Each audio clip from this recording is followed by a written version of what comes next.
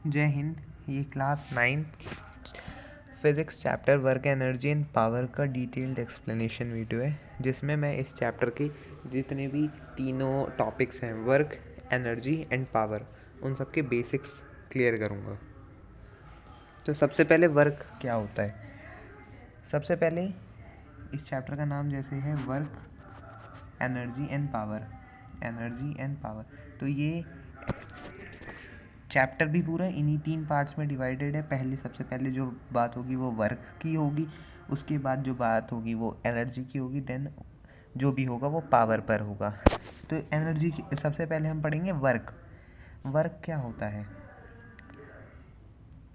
Work का यहाँ पे सिंपल मतलब है काम करना। फिज़िक्स की लैंग्वेज में वर्क का क्या मतलब है। फिज़िक्स की लैंग्वेज में वर्क का क्या मतलब है। फिज़िक्स की लैंग्वेज में वर्क का मतलब है when a force act on an object and the object moves we call it force has done work on the object. मतलब जब कोई फोर्स, जैसे एक मान लेते हैं ये वुडन बॉक्स है और इधर से फोर्स लगा, इधर से फोर्स लगी, हाँ, और ये जो वुडन बॉक्स है, ये मूव भी करनी चाहिए, मतलब ये डिस्प्लेसमेंट भी करनी चाहिए। कुछ डिस्प्लेसमेंट का मतलब अपनी इस पोजीशन से आगे उसको जाना पड़ेगा, हाँ। तो वर्क डन, तब हम इस कंडीशन में बोलेंगे, फिज़िक्स की लैंग्वेज में बोलेंगे कि कुछ वर्क हुआ है। जैसे हमें इस चैप्टर में जब हम इस चैप्टर को पूरा पढ़ लेंगे तो हमें इतनी बात समझ में आएगी कि जो फिज़िक्स का जो वर्क डन है वो एकदम अलग है हम जैसा वर्क सोचते हैं उससे। जैसे अभी अगर कोई पढ़ रहा है तो वो सोच रहा है कि हम काम कर रहे हैं, या अगर कोई इंसान जो कूली होता है अगर वो काम मतलब अपने सर पे सारा लगेज कैरी करके रखता है तो उसके लिए वो काम है। बट फिज़िक्स की लैंग्वेज में ये कोई काम नहीं है, हाँ, वर्क डन वो नहीं है। तो फिज़िक्स की लैंग्वेज में वर्क डन क्या है मैंने बता दिया। जब फोर्स किसी बॉडी पर लगे और वो डिस्प्लेसमेंट भी करे अलोंग द डायरेक्शन का क्या मतलब है कि या तो फोर्स यहाँ से लग रही है, एक मिनट, फोर्स अगर यहाँ से लग रही है तो डिस्प्लेसमेंट भी इसी तरफ हो, या तो इसकी अपोजिट डायरेक्शन में हो, मतलब फोर्स इधर लग रही है और मूव इधर हो गया वो। तो अब हमारे दिमाग में एक क्वेश्चन आ सकता है कि ऐसा कैसे पॉसिबल है। इसको मैंने डिस्प्लेसमेंट को हम ऐसे रेफ़र करते हैं, ठीक। तो ऐसा कैसे पॉसिबल है कि फोर्स लग रही है इधर, फोर्स लग रही है इस तरफ, पर मूव हो गई चीज़ इस तरफ। तो क्योंकि ये इसलिए पॉसिबल है क्योंकि हमारे फिज़िक्स में जो वर्क डन होगा ना वो किसी एक फोर्स के लिए ही नहीं होगा। मतलब जैसे अगर जैसे मेरे सामने एक पिलो रखा है, अगर मैं इस पिलो को अपनी तरफ से पुश कर रहा हूँ, मतलब आगे धक्का दे रहा हूँ, तो ये मेरे लिए जो वर्क डन है, क्योंकि मैंने इसको पुश करा और ये आगे जाके आगे मूव भी कर गया, तो ये मेरा तो वर्क डन है। और इस कंडीशन में वर्क डन भी कौन सा है मेरा, पॉजिटिव वर्क डन है। फिज़िक्स में जो वर्क डन है वो हमारे 3 टाइप्स के होते हैं, positive work done, negative work done और ज़ीरो वर्क डन, मतलब जिस समय पे कोई काम नहीं होगा। तो प्लस वर्क डन कब होगा, जैसे मैंने अभी एग्जांपल दिया कि मेरे सामने कोई पिलो है, मैंने इधर से फोर्स लगाई और डिस्प्लेसमेंट भी इधर ही हुई। जब ऐसा कंडीशन होगा कि फोर्स और डिस्प्लेसमेंट के बीच में कौन सा एंगल बनेगा, फोर्स और डिस्प्लेसमेंट के बीच में 0 डिग्री का एंगल। जब कोई चीज़ ऐसे जा रही है, दोनों ही चीज़ ऐसे जा रही है, तो जो एंगल है वो तो 0 डिग्री का बनेगा, हाँ। तो जब भी ऐसा होगा कि फोर्स डिस्प्लेसमेंट सेम डायरेक्शन में होंगे, then it is called as positive work done. Negative work done, जैसे मैंने अभी एग्जांपल दिया, मतलब जैसे मैंने बताया, नेगेटिव वर्क डन, फोर्स इधर लग रही है बट डिस्प्लेसमेंट इधर हो रही है। तो ये कैसे संभव है, ऐसा कैसे पॉसिबल है, मैंने धक्का दिया आगे पर वो उल्टा मेरे पास ही आ गई। हमें उस हिसाब से नहीं सोचना, हमें उस हिसाब से देखना है। जैसे एक बॉल है, एक बच्चा है इधर, इसने इस बॉल को ऊपर फेंका, हाँ, इसने फोर्स कहाँ लगाई, ऊपर लगाई, फोर्स कहाँ लगाई, ऊपर लगाई, डिस्प्लेसमेंट कहाँ हुई, ऊपर ही हुई। तो इस कंडीशन में इसका ये जो वर्क डन होगा ना, ये तो पॉजिटिव वर्क डन होगा। पर जैसे मैंने बताया फिजिक्स में हर फोर्स का अपना वर्क डन होता है। कोई भी क्रिया हो रही है उस हर फोर्स का, जितनी भी वहाँ पे फोर्स एक्ट कर रही है उन सब का अपना वर्क डन होगा। तो ये यहाँ पे पॉजिटिव वर्क डन है। लेकिन यही बॉल अभी ऊपर जा रही है ना, पर ग्रेविटी तो इस बॉल को नीचे खींच रही है। ग्रेविटी तो इसको नीचे खींच रही है, मतलब mg का फोर्स लगा रही है। mg का मतलब है यहाँ पे ग्रेविटी जो फोर्स लगाती है उसको हम mg बोलते हैं, मास मल्टीप्लाई ग्रेविटी का जो नंबर होता है 10, या एग्जैक्ट बोलूँ तो 9.8। तो इस कंडीशन में देखिए ये जो फोर्स है ये किस तरफ है, ये डाउनवर्ड्स है, लेकिन डिस्प्लेसमेंट अल्टीमेटली कहाँ हो रही है, ऊपर हो रही है। तो यहाँ पे कैसा एंगल बन रहा है, ऊपर डिस्प्लेसमेंट, नीचे फोर्स, तो then it is called as negative work done. कौन सा वर्क डन होगा, नेगेटिव वर्क डन होगा। उसमें भी एंगल कौन सा बन रहा है, ये देखिए ये है 180 डिग्री का एंगल। हाँ, तो पॉजिटिव वर्क डन होप करता हूँ समझ में आया होगा, नेगेटिव वर्क डन भी समझ में आया होगा। नेगेटिव वर्क डन ये उसी कंडीशन में होगा जैसे अभी मैं यहाँ से मान लेते हैं, मैं जैसे अभी पहले एग्जांपल दिया कि मैंने पिलो को धक्का दिया, मेरा पिलो का धक्का देना मेरा पॉजिटिव वर्क डन है, मेरा पिलो का धक्का देना मेरा पॉजिटिव वर्क डन है। लेकिन मैं मान लेता हूँ मेरे ही सामने से, मतलब पिलो को कोई और भी धक्का दे रहा है, पिलो को कोई और भी धक्का दे रहा है, हाँ, तो वो मेरी तरफ पुश कर रहा है, वो मेरी तरफ पुश कर रहा है। जैसे पिलो इधर है, मैं इधर हूँ, इधर अभिषेक है, इधर मान लेते हैं लक्ष्य है, तो मैं इसको इधर धक्का दे रहा हूँ, मतलब फोर्स इधर लगा रहा हूँ अपनी, और लक्ष्य फोर्स मेरी तरफ लगा रहा है। हाँ, लेकिन अल्टीमेटली जो डिस्प्लेसमेंट है वो इधर ही हो गई। मतलब इसका हम मतलब क्या कह सकते हैं कि मेरी जो फोर्स होगी वो लक्ष्य के या तो बराबर होगी या उससे ज़्यादा होगी, इसलिए डिस्प्लेसमेंट मेरी वर्क करी अल्टीमेटली वर्क, मतलब जो डिस्प्लेसमेंट है वो लक्ष्य की तरफ हो गई, इस तरफ हो गई। तो इस कंडीशन में जो मेरा वर्क डन है वो कैसा है, वो पॉजिटिव है। क्यों पॉजिटिव है, क्योंकि फोर्स भी इधर ही लग रही थी, फोर्स भी मेरी इधर ही लग रही थी, और अल्टीमेटली डिस्प्लेसमेंट भी आ गई होगी। पर इस कंडीशन में जो लक्ष्य का वर्क डन होगा वो कैसा होगा, वो नेगेटिव होगा, क्योंकि उसका फोर्स ऐसे था और डिस्प्लेसमेंट हो गई ऐसे।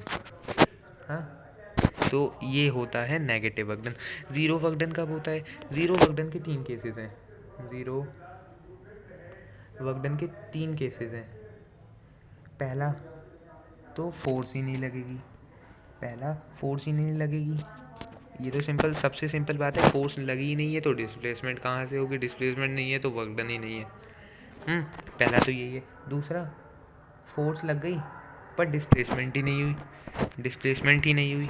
मैं एक चीज़ क्लियर कर देता हूँ कि यहाँ पे मैं बहुत जगह डिस्प्लेसमेंट को डी और एस से कर सकता हूँ, तो डी भी यहाँ पे डिस्प्लेसमेंट भी है, एस भी यहाँ पे डिस्प्लेसमेंट भी है। तो सेकंड क्या है हमारा, फोर्स मैंने लगा दी पर डिस्प्लेसमेंट हुई नहीं। जैसे अगर एक वॉल है यहाँ पे, मान लेते हैं ये एक वॉल है और इधर कोई खड़ा है और इसको पुश कर रहा है, ये इसने बहुत सुबह से अपनी पूरी जान लगा दी पर इससे कुछ ही नहीं हुआ, तो ये कोई वर्क डन है नहीं, क्योंकि हमारा जो वर्क डन है उसका क्राइटेरिया यही है फोर्स लगे और डिस्प्लेसमेंट भी हो। हाँ, पर यहाँ पर डिस्प्लेसमेंट हुई नहीं तो डिस्प्लेसमेंट ज़ीरो, तो वर्क डन भी ज़ीरो, वर्क डन कुछ नहीं हुआ है। सबसे इम्पॉर्टेंट अब तीसरा केस में होगा हमारा जो एंगल है।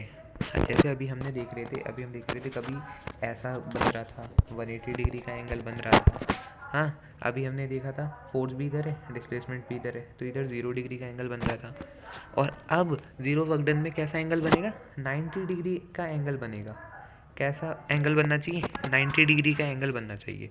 अब ये कैसे संभव है ये देखते हैं। एक मान लेता हूँ मैंने इधर बेंच बना रखी है, इस पे मेरा एक बॉल रखी है, ये बॉल है। तो अब ये बॉल हो सकता है इधर मैं हूँ, हाँ इधर मैं हूँ, मैंने इस पे फोर्स लगाई, डिस्प्लेसमेंट अल्टीमेटली कहाँ हो गई, यहाँ पे हो गई।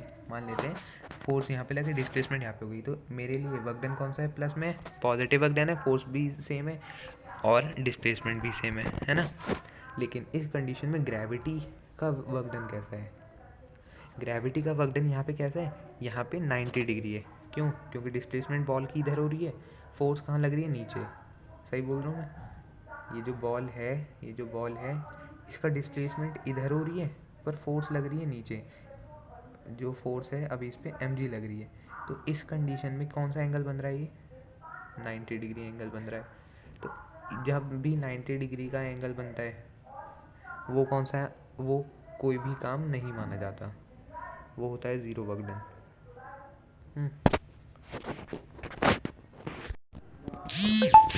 तो अभी हम ये समझ चुके हैं कि वर्क डन क्या होता है, फोर्स लगना और उस फोर्स का असर भी दिखना, मतलब डिस्प्लेसमेंट भी होना, या तो पॉजिटिव डायरेक्शन में, मतलब दोनों की डायरेक्शन सेम हो, या तो नेगेटिव डायरेक्शन में, या तो अलग ही डायरेक्शन में। अलग ही डायरेक्शन का मतलब है 90 डिग्री बन जाएगा और उस समय हम कह देंगे कोई वर्क डन ही नहीं हुआ, कुछ काम ही नहीं हुआ है। तो अब हम असली फिज़िक्स पे आते हैं। असली फिज़िक्स का मतलब है वो सारी तो समझाने की चीज़ें थी, अब जो होगी वो मुद्दे की बात होगी। अलग शब्दों में बोलूँ तो वर्क डन को हम क्या कहते हैं? वर्क डन को हम प्रोडक्ट कहते हैं। किसका इसका प्रोडक्ट कहते हैं? एक तो फोर्स का प्रोडक्ट, फोर्स का प्रोडक्ट नहीं, फोर्स और डिस्प्लेसमेंट का प्रोडक्ट, ये F dot S. F dot S का क्या मतलब है? F multiply S. मतलब अगर हमें वर्क डन कैलकुलेट करने के लिए कभी पूछा गया है तो हमको बस क्या चीज़ की नीड है? हमको नीड है फोर्स की, हमको नीड है डिस्प्लेसमेंट की। अब जैसे कि मैंने बताया वर्क डन सबके लिए डिफरेंट हो सकता है। एक ही क्रिया में एक ही जगह पे जो वर्क डन है वो डिफरेंट हो सकता है। जैसे एक बंदा था, इसने बॉल फेंकी ऊपर और ये 3 मीटर फेंकी। इसने कितना फोर्स लगाया था भाई? इसने फोर्स लगाया था 5 न्यूटन का, मान लेते हैं 5 न्यूटन का इस बच्चे ने फोर्स लगाया। डिस्प्लेसमेंट कितना हुआ? 3 मीटर का, मान लिया। ओके, मान लिया। तो इस बच्चे का वर्क डन कितना होगा? वर्क डन का फॉर्मूला क्या होता है? F dot S. डॉट का मतलब यहाँ पे मल्टीप्लाई। फोर्स कितना था? कितना न्यूटन था? 5 न्यूटन। 5 मल्टीप्लाई डिस्प्लेसमेंट कितनी थी? 3 मीटर। 5 3 से कितना हुआ? 15। अब 15 वर्क डन की कोई यूनिट है या खाली 15 आएगा? वर्क डन की भी यूनिट होती है। वर्क डन की क्या यूनिट होती है? जूल्स। ये सबसे इम्पॉर्टेंट पॉइंट है। वर्क डन की यूनिट क्या होती है? जूल्स। तो हम इस कंडीशन में क्या बोलेंगे कि इस बच्चे का वर्क डन कितना है? 15 जूल्स। This joules. अब अगर मैं जूल को डिफाइन करूँ तो ये क्या है? जूल को अगर मेरे को डिफाइन करना है और जो कि पॉसिबल है कि ऐसा क्वेश्चन आएगा, डेफिनेटली आएगा पेपर में, डिफाइन वन जूल। तो इस कंडीशन में हम क्या बोलेंगे? When an force of 1 Newton is applied on the body. जब एक बॉडी पर फोर्स कितना लगेगा? 1 न्यूटन का लगेगा और डिस्प्लेसमेंट भी कितनी होगी? 1 मीटर की होगी। तो इस कंडीशन में हम बोलेंगे then it is called as 1 joule work done. हाँ, 1 जूल वर्क डन। 1 जूल समझ गए होंगे। जूल जो है वो यूनिट है किसकी? वर्क डन की यूनिट है, जिसको मैं जूल को और क्या कह सकता हूँ? न्यूटन मीटर भी कह सकता हूँ। न्यूटन मीटर कैसे कर सकते हैं? चलो जूल्स की डेराइवेशन करते हैं थोड़ी सी छोटी सी। जूल्स हमारी यूनिट है, कैसे बनी? Work done equals to force dot S. Force की यूनिट क्या होती है? न्यूटन। डिस्प्लेसमेंट की यूनिट होती है मीटर। तो इसलिए मैंने अभी कहा था joules equals to newton metre. हम चाहें तो अभी इसको और भी खोल सकते हैं, क्योंकि न्यूटन अभी और भी खुल सकता है। तो ज़्यादा हार्ड ना बनाते हुए हम इतना ही रखते हैं। जूल को हम और क्या कहते हैं? न्यूटन मीटर कहते हैं। तो जो हमारी क्या है? एसआई यूनिट है। जो हमारी एसआई यूनिट है, स्टैंडर्ड यूनिट है वर्क डन की, वो क्या है? वो जूल्स है। और एक और यूनिट है हमारी किसकी? वर्क डन की, सीजीएस यूनिट, जो हमारे अभी काम में नहीं है पर हम बस एक्स्ट्रा नॉलेज के लिए देख लेते हैं। सीजीएस यूनिट हमारी क्या है? अर्ग्स। ERGS, जिसका भी कोई काम नहीं है, तो बस ये एडिशनल है, बाकी कुछ नहीं। तो अभी हमारा पूरा हो चुका है। वर्क डन क्या है? When a force act on an object move, then it is called as work done on the object. Other शब्दों में कहें तो वर्क डन क्या है? प्रोडक्ट है फोर्स का और डिस्प्लेसमेंट का। हाँ, वर्क डन एक स्केलर क्वांटिटी है। मतलब इसमें हमको, जब हम इसको, जैसे मैंने अभी आंसर निकाला था 15 जूल्स, 15 जूल्स जो आंसर था ना, ये सिर्फ एक मैग्नीट्यूड है। हाँ, इसमें हमें डायरेक्शन की ज़रूरत नहीं होती। हम वर्क डन जब हमें किसी को बताना है तो हम सिर्फ इतना बोलेंगे 15 जूल वर्क डन हुआ, 15 जूल वर्क डन हुआ, बाकी हम डायरेक्शन ही बोलेंगे, एक भी डायरेक्शन नहीं बोलने वाले कि इतना जो वर्क डन है वो इस पर्टिकुलर डायरेक्शन में हुआ है। हाँ, अब एक और चीज़, हमने 3 वर्क डन पढ़े थे, positive work done, negative work done, zero work done. हाँ, तो अब तीनों के एक एग्जांपल लेते हैं और एक और बात क्लियर कर देता हूँ, इन तीनों के ही जो आंसर होंगे, मैथमेटिकल जो आंसर होंगे, जैसे पॉजिटिव वर्क डन अगर कोई है तो उसका आंसर पॉजिटिव में ही आएगा, और नेगेटिव वर्क डन कोई है तो उसका आंसर नेगेटिव में ही आएगा, और जो ज़ीरो वर्क डन है उसका आंसर ज़ीरो ही आएगा। तो अब हम ये देख लेते हैं कैसे, इसी फार्मूले से नहीं, जो अभी हमने एक एग्जांपल लिया था, एक बंदा है, उसने बॉल ऊपर फेंकी। हाँ, ये बॉल है, ये बॉल है, इस बॉल का मास, इस बॉल का जो मास है वो 2 kg है, इस बॉल का मास है 2 kg, और इसने डिस्प्लेसमेंट कितना किया है, इसने डिस्प्लेसमेंट किया है 5 मीटर।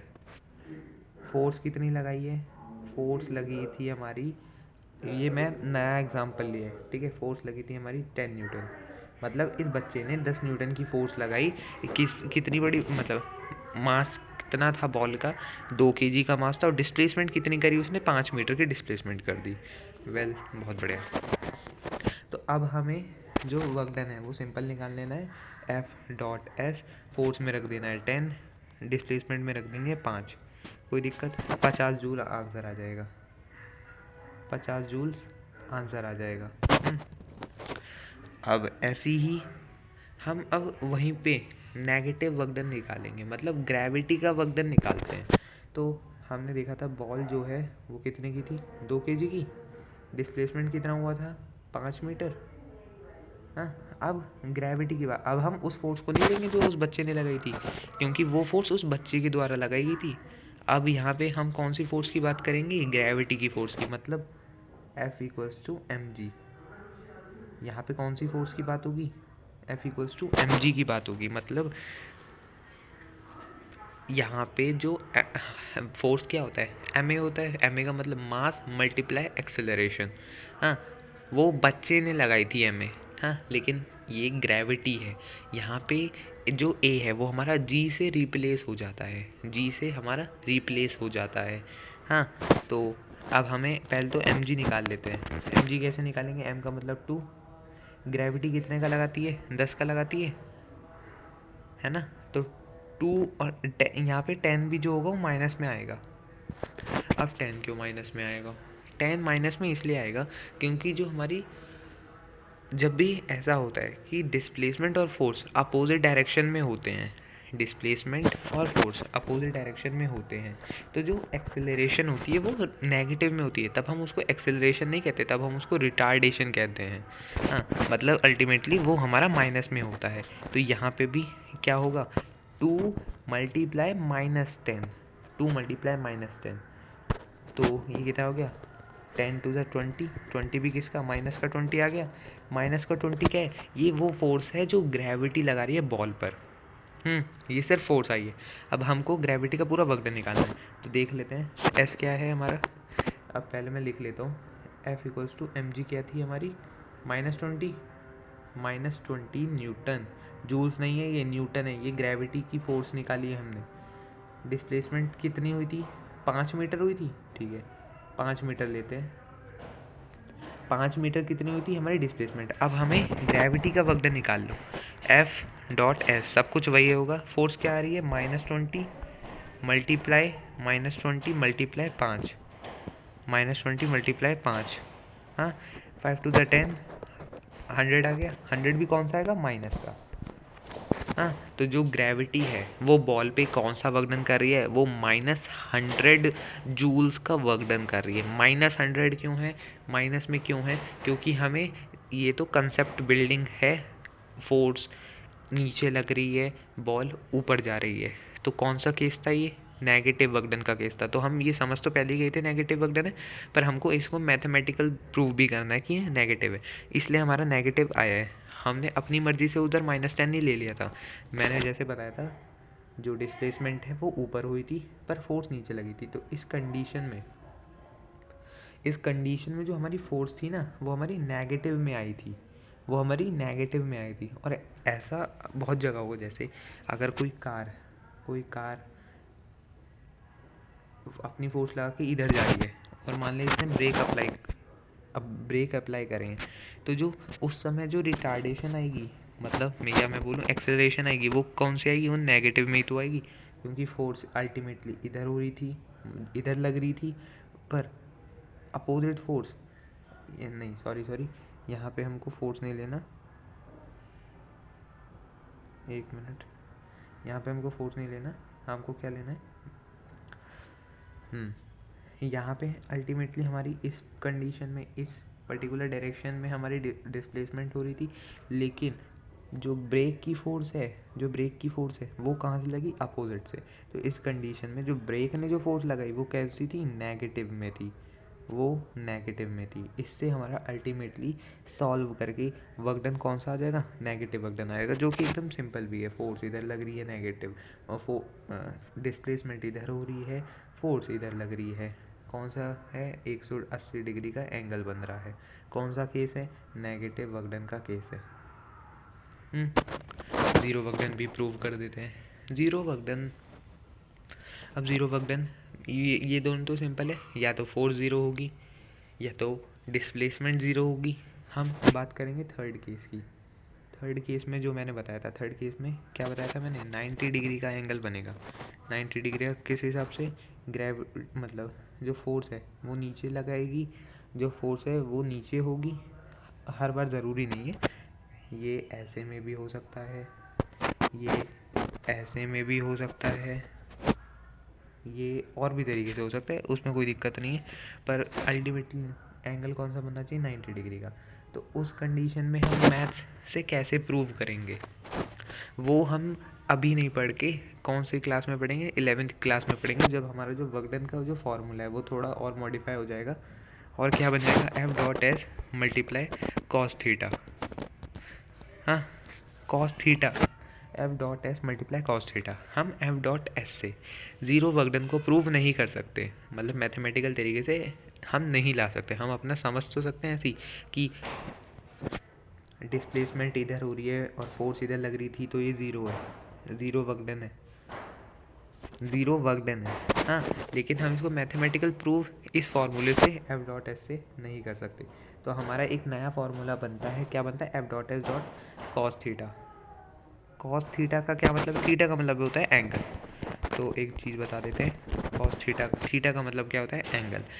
इस फार्मूले से हम ज़ीरो वर्क डन को प्रूफ कर सकते हैं। ना सिर्फ ज़ीरो वर्क डन को, इस फार्मूले से हम कुछ भी, मतलब पॉजिटिव वर्क डन भी कर सकते हैं, नेगेटिव वर्क डन भी कर सकते हैं। लेकिन अभी हम 9th में, तो सिर्फ अभी हमें F.S तक ही सीमित रखा है। तो हम बस एक प्रूफ करके देख लेते हैं, इजी, ज़्यादा अंदर नहीं जाएंगे। तो अब हम निकाल लेते हैं, एक बॉल थी, ठीक है, डिस्प्लेसमेंट कर रही है इधर, कितनी मीटर की? 5 मीटर की डिस्प्लेसमेंट करी है, ठीक है। टेबल पे हो रहा है ये सब सिनेरियो, ये सब टेबल पे है। फोर्स कहाँ लग रही है? नीचे, ग्रेविटी की। mg कहाँ लग रही है? नीचे। mg कहाँ लग रही है? नीचे। अब जो हमारी वो है, बॉल का वेट कितना है? 2 kg। तो हम पहले तो mg निकाल लेते हैं। mg का क्या मतलब है यहाँ पे? कि जो ग्रेविटी फोर्स लगा रही है बॉल पर, तो 2 × 10 20 न्यूटन। यहाँ पे माइनस में क्यों नहीं आया? क्योंकि जो हमारी फोर्स है और डिस्प्लेसमेंट है वो अपोजिट डायरेक्शन में नहीं है, अपोजिट डायरेक्शन में होती है, तभी हमारी 10 जो है वो -10 में आता है। तो 20 न्यूटन का फोर्स लगा रही है कौन? ग्रेविटी 20 न्यूटन का हमारा फोर्स लगा रही है। डिस्प्लेसमेंट कहाँ हो रही है? 5 मीटर, वो भी इस तरफ। पहले हमें देख के ही समझ में आ रहा है ज़ीरो वर्क डन है। अब इसको मैथ से कैसे प्रूफ करें? तो कुछ चीज़ याद कर लेते हैं पहले। तो आगे हम कितने का डिस्प्लेसमेंट हुआ है? 5 मीटर का डिस्प्लेसमेंट हुआ है, तो F कितना है? 20 न्यूटन। डिस्प्लेसमेंट कितना हुआ था? 5 मीटर। अब हम इसको ज़ीरो वर्क, और हमें पता था केस कैसा था, ऐसे था, केस था ऐसे।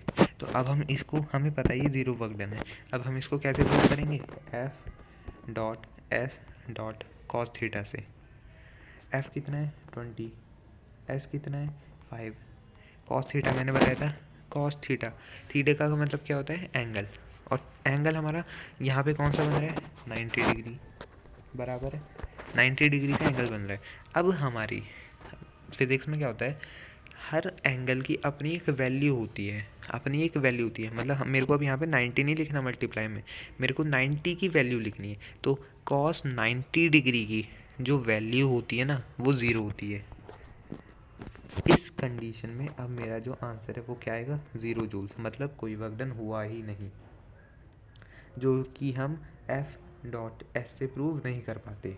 क्यों, क्योंकि अगर हम 20 मल्टीप्लाई 5 कर देते तब तो अपना एक वर्क डन ही आ जाता, तब तो अपना एक वर्क डन आ जाता। तो ये तो फेल हो रहा था हमारा कंसेप्ट। तो एफ डॉट एस एक पूरा फार्मूला नहीं है, पूरा फार्मूला क्या है, F dot S dot cos theta. हाँ, इस ये तीनों में एप्लीकेबल है, ये हम पॉजिटिव में भी कर सकते हैं, नेगेटिव में भी कर सकते हैं, और ज़ीरो में भी कर सकते हैं। और सब क्योंकि हम सबको जो वैल्यूज़ हैं और जो एंगल है वो सबको मालूम है। प्लस में कौन सा एंगल बनता है, प्लस में कौन सा एंगल बन रहा था भाई, एक फोर्स इधर, डिस्प्लेसमेंट इधर, 0 डिग्री, नेगेटिव में एक इधर एक इधर, 180 डिग्री, और ज़ीरो वर्क डन में 90 डिग्री, सबको मालूम है। अब इनकी वैल्यू अपनी होती है कॉस थीटा में, जो 0 डिग्री है, मतलब जो पॉजिटिव वर्क डन है, कॉस 0 डिग्री की वैल्यू क्या होती है, 1 होती है। हाँ, इस कंडीशन से हमारा मैथमेटिकल तरीके से सॉल्व करके हमारा जो आंसर आएगा वो पॉजिटिव में आएगा, बराबर। हाँ, और नेगेटिव वर्क डन में, नेगेटिव वर्क डन में जो हमारी कॉस 180 डिग्री की वैल्यू होती है वो क्या होती है, हमारी -1 होती है, वो हमारी -1 होती है। इस कंडीशन में हमको कुछ भी चीज़ माइनस में नहीं लेनी, जैसे अभी हमने लिया था जब बॉल हम ऊपर फेंक रहे थे और फोर्स नीचे लग रही थी, तो तब हमने माइनस में लिया था। पर इस कंडीशन में हमें ऐसा करने की कोई ज़रूरत नहीं, हमें सब कुछ बराबर लेना है जैसे हम लेते हैं, बस हमको -1 से उधर मल्टीप्लाई करना है, तो अल्टीमेटली जो आंसर है वो किस में आ जाएगा, नेगेटिव वर्क डन में आ जाएगा। और 0 डिग्री का तो अभी हमने दिखा दिया है। तो पूरा जो ये वर्क वाला है ये एकदम पूरा हो चुका है इस वीडियो में। अब कुछ इसके न्यूमेरिकल्स हैं जो कि मैं अभी PDF बना के उसको शेयर कर दूंगा। जय हिंद।